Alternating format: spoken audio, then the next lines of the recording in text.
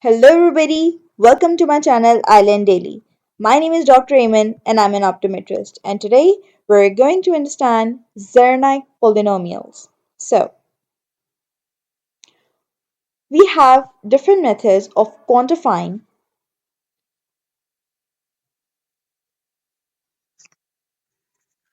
aberrations of the eye.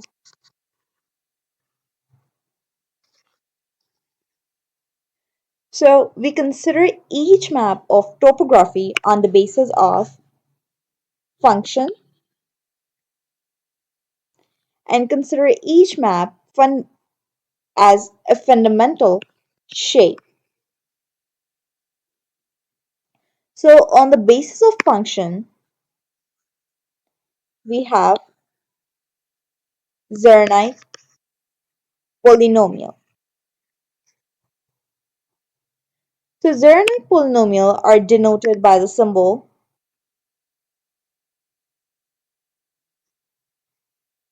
Zm over n.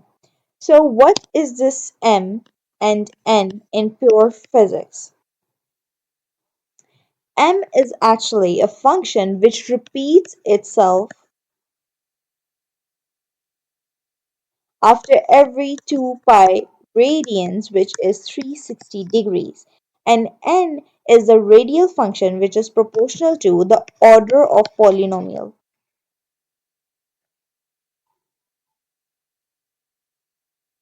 right? Now, this is a very difficult definition, and we don't know how to relate this to the ophthalmology or optometry field. So, let's make it more simple.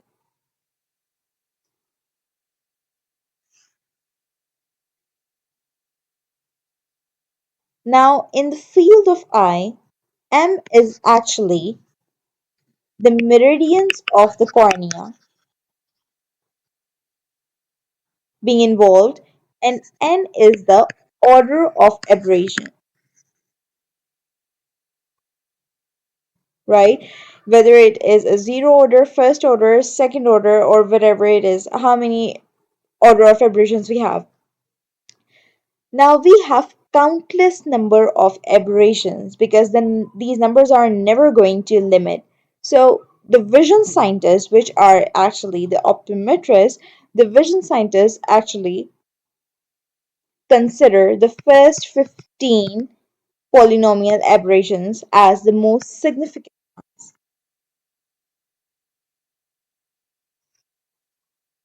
right?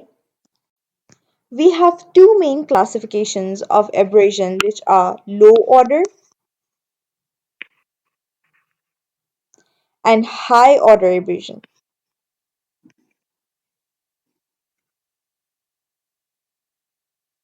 right? So in low order, we have zero order, first order, and second order. The zero order consists of piston aberration. So the name guessed it. The piston order is actually relates to a piston of an engine where it moves vertically up or down. If the piston moves vertically upward, it is closer to the eye, and if it moves downward, it is far from the eye. So likewise happens to the image. If it is away from the eye, the size of the image reduces, and if it is near to the eye, the size of the image increases. So it is not actually an aberration in itself, but it does affect the image size. So we have placed it in zero order aberration. This is actually a quantitative one and not a qualitative aberration because it does not actually affect the quality of an image, right? The first order aberration is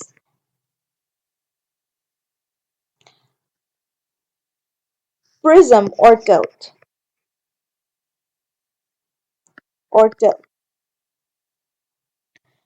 So I'm going to give you two examples. If you are standing in front of a pole, you are going to see it as a straight pole. But what if you're in an aeroplane or in a helicopter and you're viewing it a bit off the axis and you're viewing it from above? You're going to view the pole as like this, right? So rather it is a straight pole, you are going to view it like this. So this is actually prism or tilt. The second very interesting example is if you take a prism, an actual prism, and this is its base, and this is the apex. So you are viewing a line. So the line is actually going to shift towards the apex because the image is towards the apex, but the light rays are actually going to move bend towards the base. So if you hold a torchlight and you view it through a prism, the light rays are actually going to move right over here. So the light rays will be moving towards the base and the image is going to be towards the apex. So this is a very easy explanation of the first order aberration prism or tilt. Now, moving towards this picture, I forgot to mention that in piston we have 0 in the M and 0 in the N because this is a zero order aberration. So we have N is equals to 0 and M is equals to 0 because there is no specific meridian of the cornea is involved. The cornea is uniformly affected. There is no specific meridian of the cornea which is affected more, right? So in first order aberration, we have n is equals to 1 because it is a first order aberration, and we have m is equals to 1 because one of the meridians of the cornea is going to be involved, whether it is a horizontal meridian or whether it is a vertical meridian. Now, there is something I want you guys to understand. The ones on the right side are actually vertical meridians, and on the right side we have horizontal meridians. So the vertical meridians are actually in the negative sign and the horizontal meridians are actually in the positive sign. So there might be some of you who might be confused like me. We have horizontal lines, but we are giving it a name as vertical meridian because we know that meridians are perpendicular to the axis, right? So these horizontal lines are actually depicting the axis, and perpendicular to the axis we have vertical meridian. So the meridians are vertical meridian is in the minus sign and the horizontal meridian are actually in the plus sign. So in the first prism or tilt,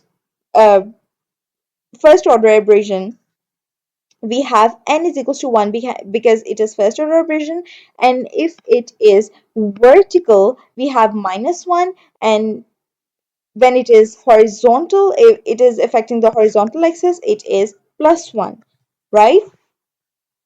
So the second order aberration is defocus. So we are less on space, so we are raising it. So in defocus, we have our refractive errors, which is myopia, hyperopia, and regular astigmatism.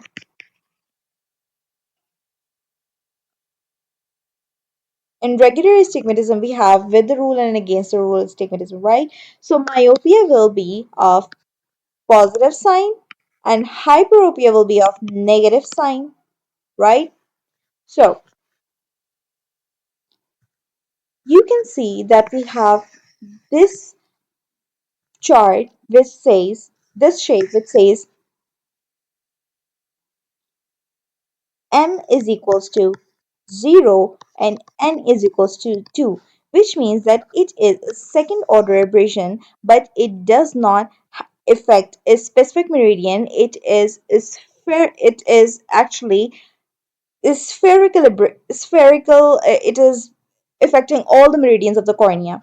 So this can be our spherical errors, which is myopia and hyperopia, which affect all the meridians of the cornea, but it is a second order aberration. But what if we have myopic astigmatism or hyperopic astigmatism? Then in that case, we have myopic and hyperopic astigmatism, where if m is equals to 2 plus 2, it is myopic astigmatism, and if minus 2, it is hyperopic astigmatism, right? Now, of higher order aberrations,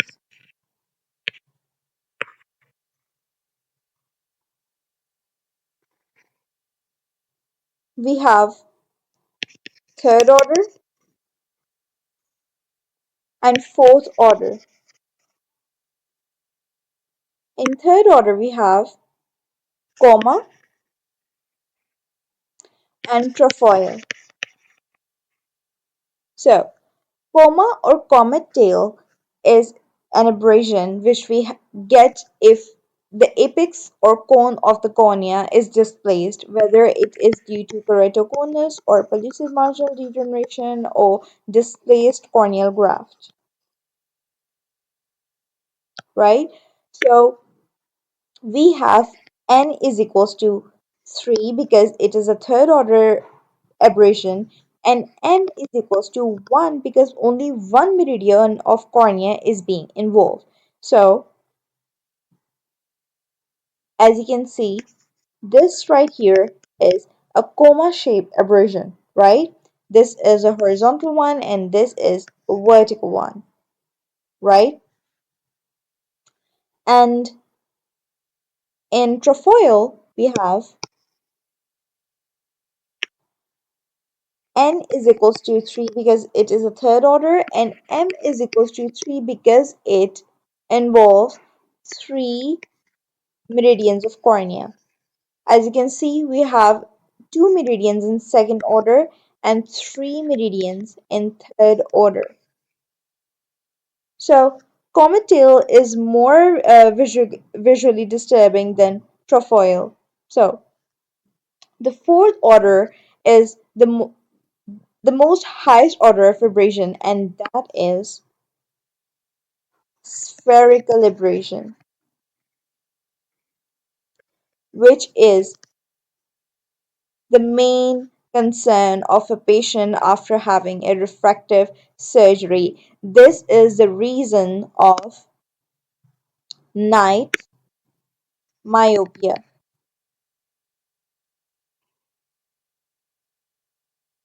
Since it covers the periphery of the cornea, so it vigorously increases in night when the pupil dilates. So we must take care of optical zone and pupil diameter when doing refractive surgery. So the spherical aberration is the highest order, and it is we have n is equals to 4 and m is equals to 0 in spherical aberration because the cornea does not specifically have one meridian which is being involved. It is uniformly affected. So we have m is equals to 0 and n is equals to 4. So this is the spherical aberration, right? And this is quadrifoil, right? So like I've told you before, this number is never going to end. So the main aberrations are being covered. And so this was it for today. I hope I have made everything clear. And if you guys want to, I will also make another video of a visual representation of these aberrations, a very short video, maybe a, like a YouTube short. So do like my videos and take care of yourself. do like and subscribe. Thank you very much.